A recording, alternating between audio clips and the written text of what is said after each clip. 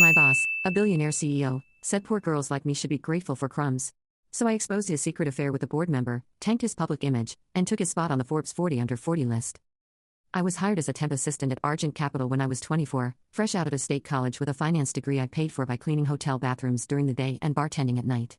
I didn't have family connections, trust funds, or any sort of pedigree, just a sharp mind, a fast typing speed, and enough pride to keep me from crying every time someone looked at my worn-out heels or my off-brand bag. Argent was an elite investment firm run by Callum D. Mercer, one of those obscenely wealthy, self-styled disruptor CEOs who wore tailored black suits, never raised his voice because he didn't have to, and spoke to most women like we were either secretaries or distractions. My first week, someone told me that Callum had a habit of testing his junior female hires with demeaning tasks to see if we'd break. I told myself I didn't care. I was there to observe, to learn, to build, but I had no idea then just how deep the rot in that place went. The first time I met him face to face, he didn't look at me. He looked through me. I delivered a confidential folder to his glass office, and stood waiting for acknowledgement. Nothing. Eventually, he said, without lifting his eyes, "Do you know how many girls like you I've seen climb into this place thinking they matter?" My throat tightened. "You don't get to win here unless you were born at the top, sweetheart. Take your crumbs and be grateful." That night I cried in the elevator, cheeks burning with humiliation, because I had never been spoken to like that, and no one else even blinked. I almost quit that week. Almost. But something inside me refused. I needed that job. I needed the money. My brother was halfway through community college and I was paying his tuition too. So I stayed quiet, watched everyone, took notes no one asked me to take, and started treating the company like a case study in arrogance. Over the next months, I learned that Callum's cruelty wasn't a glitch, it was the system. He berated interns for typos, mocked HR staff for weight gain, once joked that a pregnant manager was out of commission like a broken server. Everyone laughed. Everyone except me. I kept my head down and began to catalog patterns, who he favored, who he replaced, who disappeared quietly. Most of them were women. Many had immigrant backgrounds. And all of them had one thing in common: they trusted that working hard would protect them. One Thursday afternoon, during a quarterly meeting, he went off script in front of the whole executive team.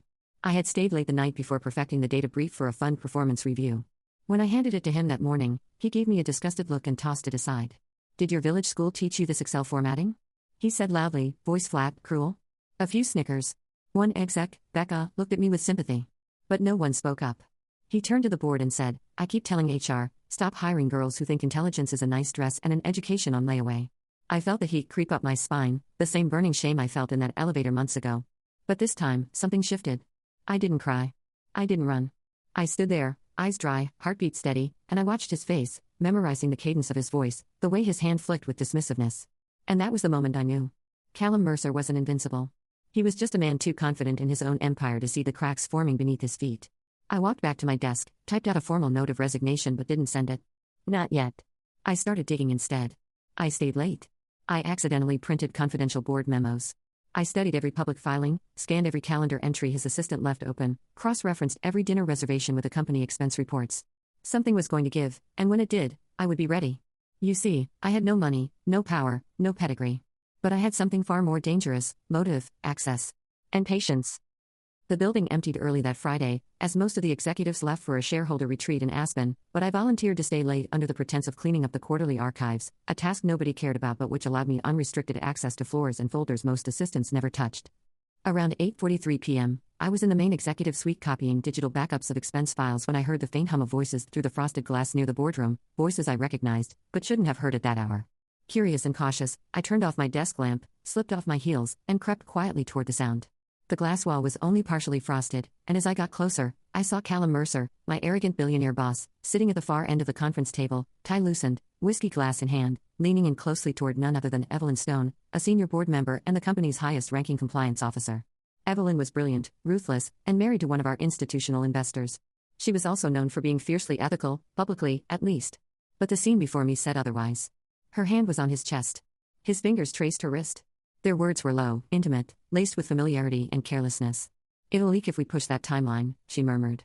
"Let it," Callum said, chuckling. "I'll drop another press release and buy the dip again. We win both ways." Evelyn smiled and leaned in to kiss him. I felt my stomach twist. I ducked just before her eyes flicked toward the door, heart pounding in disbelief. This wasn't just an affair.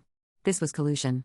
Compliance and CEO manipulating press timing, trades, optics, while pretending to operate transparently for shareholders. It was illegal, unethical, and exactly the kind of scandal that could sink an empire. But only if I could prove it. I backed away silently, slipped down the stairwell, and left the building unnoticed. That night, I didn't sleep. I replayed the scene over and over, wondering what to do. This wasn't just personal anymore. This wasn't about revenge for being humiliated or overlooked. This was about leverage, real, corporate-shattering leverage. If I went public recklessly, I'd be painted as a bitter assistant and crushed by their legal teams.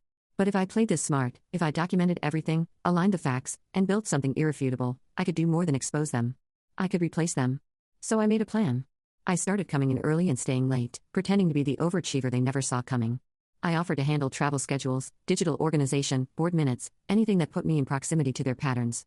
Meanwhile, I created a secure cloud drive where I compiled screen captures, audio snippets, and financial inconsistencies tied to those secret meetings. I used an old phone with a recording app, tucked in the lining of my blazer, just in case. Over the next few weeks, I learned that this wasn't a one-time affair, it had been going on for years. Evelyn had been subtly steering compliance reports to favor Callum's decisions, and he, in turn, had been feeding her inside information that directly affected her husband's hedge fund moves. It was insider trading at its dirtiest, wrapped in the illusion of power couple privilege and corporate elite immunity. I also started noticing strange shifts in how they treated me. Callum, who used to sneer at my presence, now offered fake smiles, occasionally complimenting my efficiency in meetings. Evelyn, too, had become strangely warm, even gifting me a Chanel pen during one of our sessions. That's when I realized they knew I had seen something. They didn't know what I knew, but they suspected I knew too much. And so the game began. I started receiving odd task requests, organize old HR files, scan archived compliance documents, sit in on vendor calls that didn't need assistance. It felt like they were trying to distract me or catch me in something. So I played dumb. I nodded, obeyed, smiled, and documented everything. Then, one night, I followed Callum's calendar entry labeled private dinner, 56 watts. It led to a hidden reservation at a boutique hotel bar downtown, and there they were again, Evelyn and Callum speaking openly, sipping drinks, completely unaware that I had positioned myself at the adjacent booth in a dark dress and new haircut, with my recording app running beneath the table. I caught everything that night, including Evelyn saying, "Don't worry, if she talks, I'll just make it look like she was unstable. HR always sides with us anyway." I clenched my jaw. That was it. That was the last piece.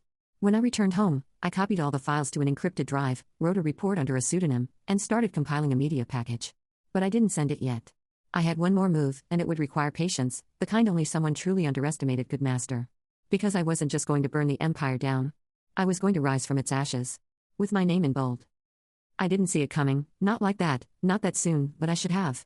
It was a Tuesday morning when I walked into the office and felt it in the air, something had shifted. People looked away when I passed. My login credentials failed. My desk had been cleared without warning. Before I could process it, security was escorting me to HR under the guise of protocol review. There, in the windowless room that reeked of old coffee and betrayal, sat Callum Mercer, pristine in a dark navy suit, his eyes full of triumph, his smile dry and cutting. Across from him sat Janet from HR, looking like she'd rather be anywhere else. "You violated company policy regarding confidential data," Callum began, voice smooth like poison. "We're terminating your contract effective immediately, pending investigation. Legal will follow up regarding potential civil charges." My pulse thundered. He knew. Or at least, he thought he did. But he didn't have proof. He was gambling. Trying to scare me. I opened my mouth to respond, but he cut me off, eyes narrowing. "Don't embarrass yourself. Girls like you never know when to stop. I offered you crumbs and you bit the whole hand. What did you expect? To climb? To become something?" He leaned forward slightly. "You are not one of us. You were tolerated. A pet project. But even strays have limits." I didn't flinch. I didn't give him the reaction he wanted. I asked for a formal document outlining the accusations and a copy of the termination report. He smirked. "Oh, I'm sure you'll get plenty of paperwork where you're going."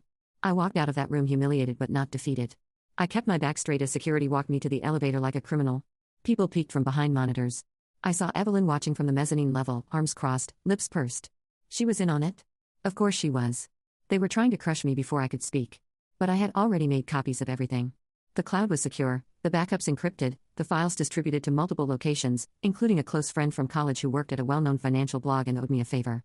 What they didn't know was that firing me was the final move I needed them to make. It proved retaliation. It proved fear. It proved consciousness of guilt. They tried to erase me, and in doing so, they'd handed me their necks. That evening, I put on the only designer dress I owned, curled my hair, and attended the private startup pitch night I had been invited to weeks ago but almost skipped out of exhaustion. There, I met investors, journalists, analysts, people who shook my hand like I belonged. When someone asked why I was suddenly available for new opportunities, I smiled and said, "Let's just say I graduated from watching Titans to building them." I didn't mention Callum. Not yet. But his shadow hung behind every sentence. That night, back in my apartment, a 2-bedroom walk-up that I rented under an alias to protect myself from exactly this kind of retaliation, I wrote a clean, neutral LinkedIn post announcing my departure, thanking Argent Capital for an invaluable learning experience and hinting that new ventures were on the horizon. The post exploded. Former coworkers messaged me in private. Anonymous emails came in from interns, managers, even one senior partner, all echoing what I already knew. Callum had built an empire of intimidation, and his house of cards was trembling. I spent the next 48 hours finalizing the package. The article would break across 3 major platforms: financial misconduct, boardroom ethics violations, and internal testimonies from whistleblowers, anonymized, protected, undeniable. The recordings I had taken were cleaned and confirmed by a digital forensics contact.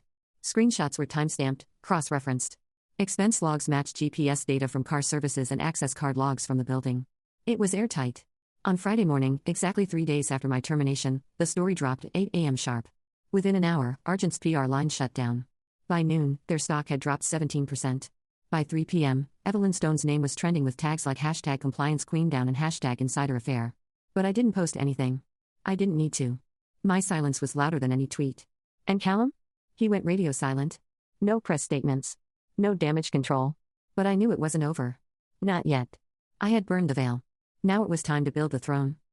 After the exposé detonated like a corporate nuke, I disappeared from public view, not out of fear, but strategy, because while the media was busy dissecting the scandal and whispering about the nameless assistant who started the fire, I was already 3 steps ahead, sculpting my next move with surgical precision. You see, months before I sent that first file to the press, I'd been building something on the side, a prototype fintech platform designed to expose risk patterns in portfolios by tracking executive behavior, coded at night, stress-tested in cafes, beta-tested by 3 friends I trusted like blood. I called it Lexicon. And while Argent Capital collapsed under the weight of its corruption, I launched quietly under a shell brand, no fanfare, no vanity press, just precision networking. I reached out to every junior partner who'd messaged me after the fallout, every disillusioned analyst with an NDA and nothing left to lose, every investor who dropped Argent stock but wanted to stay in the game. I positioned myself not as a victim, but as a solution. I don't want revenge, I said during early calls. I want evolution. I spoke with certainty, not bitterness. And it worked. In less than 4 months, Lexicon had landed its first enterprise client, a mid-sized but growing firm that had been one of Argent's competitors. Then another. Then a partnership with a private equity group who loved the idea of AI-suggested ethics-based investing. I never showed my full face in interviews. I didn't need to. The story was already out there, the anonymous assistant who saw through the empire and rewrote the narrative. My silence became my signature. But behind the curtain, I worked with the focus of a woman who had been humiliated, discarded, and reborn. Every deal I made, every hire I onboarded, was deliberate. I built a team of people like me, the underestimated, the overlooked, the diversity hires who had more brilliance in their bones than anyone on Callum's board ever realized. My co-founder was a Nigerian-American coder fired from his last job for being too blunt with superiors. My COO? A Latina mother of 2 who'd been told she wasn't executive material because she left work at 5 to pick up her kids. I didn't just want a company. I wanted a warship disguised as a sailboat. And then, 6 months after the scandal, exactly 6 months, Forbes emailed me. They wanted an interview. Anonymous no more, the subject line read. I hesitated. I wasn't ready for the spotlight. I liked the quiet, the power without the performance. But something in me, the girl in the elevator, the girl with the crumbs, needed to be seen. I agreed, on one condition: they wouldn't mention Callum Mercer's name. The story would be mine, not his. The interview went viral within hours of publishing. From secretary to CEO, the headline read: The woman who rebuilt while they burned. My face was on the homepage. The comments poured in. Some praised me. Others accused me of being a plant, a liar, a gold digger with tech buzzwords. I didn't care. The story was out. And Callum? Rumor had it he was holed up in Dubai, liquidating assets, facing potential SEC inquiries. Evelyn had resigned from every board she sat on. Her husband filed for divorce. Argent Capital filed for rebranding under a new name, bleeding credibility. Meanwhile, Lexicon was being quietly courted by 3 of the top 10 investment firms in North America. I hadn't even turned 26 yet. One day, as I walked into our new HQ, a modest but sunlit office overlooking the river, one of my interns nervously approached me. We got a meeting request, she said. From someone at Mercer Advisory. I raised an eyebrow. Mercer Advisory was Callum's private consultancy, his attempt to rebuild after the implosion. I told her to forward the email. It was short. Let's talk, it read. No press. Just business. You earned it. I didn't reply. Not then. Not yet. Because he still thought I wanted validation. But what I wanted was so much bigger. I didn't want his apology. I didn't want a handshake. I wanted to become the kind of CEO who would never be him, and then let the world watch as I took his seat at every table that used to be his.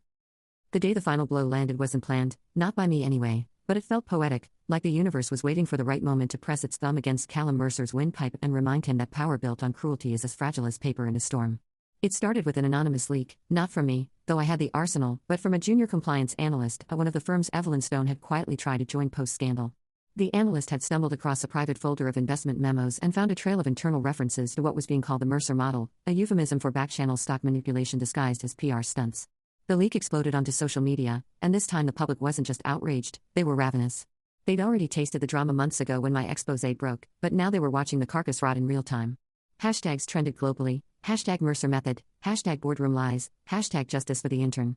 Every finance YouTuber, podcast, and newsletter rushed to analyze how one man's unchecked ego had become a case study in modern corruption. I didn't say a word. I didn't need to. The media reached out, begging for a follow-up statement.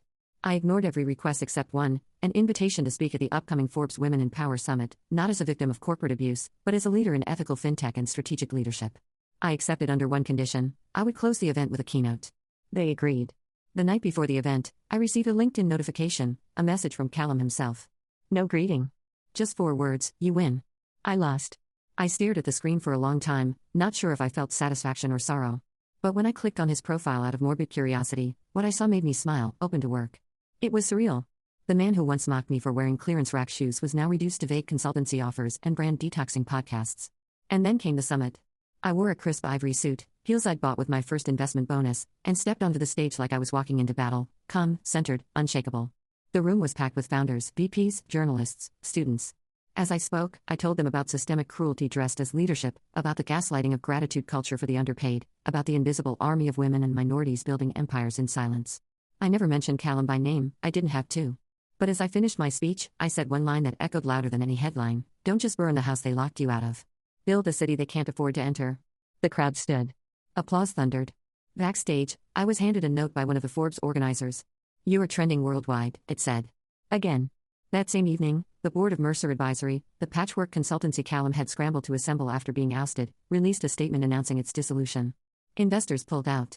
Clients terminated contracts. The final blow wasn't a headline, or a court case, or even me. It was irrelevance. The world moved on without him. And I? I went back to my office, opened a chilled bottle of Prosecco with my team, and toasted not to revenge, but to survival. To intelligence. To remembering every time someone like him called us ambitious, like it was an insult. Later that night, I logged into an account I hadn't used in months, one of the old dummy emails I used to monitor company chatter, and found a forwarded message that froze me. It was from Callum. A resume. A real one. Stripped of arrogance. Humble, desperate. It ended with a single line: willing to advise early-stage startups. He didn't know it was my inbox. He probably sent that resume to hundreds of firms without realizing I now held equity in half of them. I stared at his name for a long time. And then I archived it without replying. Because some people don't deserve a seat at your table, even if you built it out of the ruins they left behind. I never thought I'd cry in a bathroom wearing a $4,000 suit, but there I was, sitting alone in the marble stall of a luxury hotel in Manhattan, mascara perfectly intact, chest tight, tears silent, not from sadness, not from fear, but from the overwhelming weight of it all. That morning, Forbes had released their annual 40 Under 40 issue, and my face, once that of a nobody secretary swallowed in the glass shadows of someone else's empire, was now on the front cover, staring back at me with quiet defiance. Rewriting the rules, the headline read. I wasn't smiling in the photo. I had to ask them not to make me. I wanted people to see the truth, not glamour, not victory, but the burden that comes with carrying your own name into rooms designed to forget people like you. The gala that night was full of gold-rimmed flutes, choreographed praise, men in designer tuxedos talking over women, and women in custom gowns smiling like they'd never tasted bitterness. But when I stepped onto that stage to receive the award, I didn't pretend. I didn't thank the system. I didn't glorify the struggle. I told the truth. I told them that I had once been told to be grateful for crumbs. I had once been fired for knowing too much. I had once watched a man laugh at my ambition and call it delusion. And now I owned the building his legacy used to stand in. Yes, I had acquired the rights to the office tower that housed the former Argent Capital headquarters. It was poetic. Every inch of that space had been redesigned under my direction, inclusive, transparent, modern. The boardroom where he told me I didn't belong now held mentorship sessions for young women in finance. The elevator I cried in now had a plaque that read, "We rise because we refuse to stay down." After the ceremony, dozens of people approached me. Some asked for interviews, some offered partnerships, others just thanked me. But one woman, older, elegant, eyes weathered by experience, pulled me aside and said, "You remind me of who I wanted to be. Thank you for not forgetting the rest of us." That stayed with me. Because the truth is, I almost did forget. Somewhere between the vengeance and the metrics, the funding rounds and the press coverage, I had started to become what I fought against: too busy, too polished, too untouchable. That moment pulled me back. I returned to my roots, my mission. I doubled down on building programs that trained and funded marginalized talent in tech and finance. I launched an accelerator exclusively for women of color. I wrote essays. I taught workshops. I answered every email from every girl who ever said they told me I didn't belong. And then, one day, as I sat at my desk, not the corner office of someone else's dream, but the heart of the company I built with sleepless nights and stubborn fire, I saw a calendar invite pop up. It was from one of our partner firms. Topic: Strategic Advisor Selection. Attached, a short list of potential candidates. Second name on the list? Callum D. Mercer. I stared at it. I sipped my coffee. And I deleted the invite. Because I didn't need to humiliate him anymore. I didn't need to win against him. I already had. And more importantly, I had become someone who didn't require his destruction to define her worth. Later that week, I received a handwritten letter. No return address, but I knew who it was from. The handwriting was precise, masculine, a bit too stiff. Inside, one line: "You became everything I never believed you could. Congratulations." There was no apology. No acknowledgement of what he did. But that was fine. I didn't need closure. I had legacy. I had impact. And I had built a name that would outlive every whisper of doubt he had ever breathed into the world. As I looked out the window of my office that night, city lights blinking like nervous stars, the world moving, humming, growing, I whispered to myself, "Hello, Forbes. I'm just getting started."